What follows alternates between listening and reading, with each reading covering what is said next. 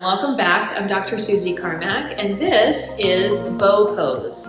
We're going to learn how we can modify this posture in the red, yellow, and green zone using my traffic light method from my book, Yoga for One. Let's get started.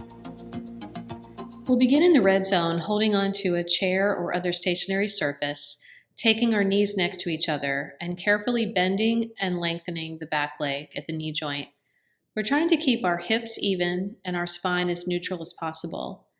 We can also play with a gentle half bow by taking our hand backward and perhaps our other hand off the chair or stable surface. It might be a very subtle movement, but we're really trying to keep our spine neutral and open up at both the hip flexors as well as the upper chest. We're also seeing how we do with balance. Once we're done, we can come into a gentle stretch in a modified downward dog, or perhaps a child's pose. If getting to the floor is available today, we can also take a very gentle red zone bow by taking both the lower body and the upper body moving towards a bow movement.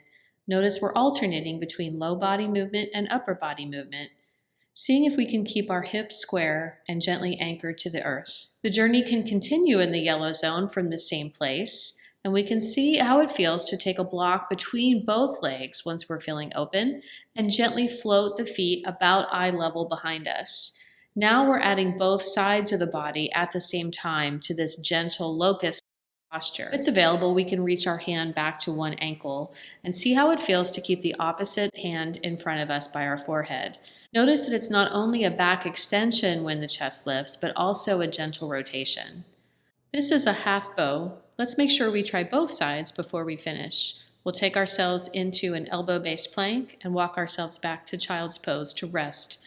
In the green zone, we're taking one hand to one side as well and seeing how it feels to find space on that side.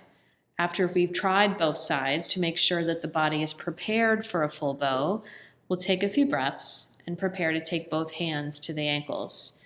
We're gently pressing the hands into the foot as opposed to taking the feet to the sky. So the feet feel like they're going backward, even though they look like they're going upward. Once we come into the pose, we move not because we're artificially rocking, but because we're breathing into the belly. After taking a moment neutral on the floor, we can come back to child's pose. And there you have it, bow pose in the traffic light method from my book, Yoga for One. I hope you'll join me for this entire traffic light method series so you can find ways to practice in your own unique way. Keep taking great care of your mind, heart, body, and spirit, and I'll see you soon.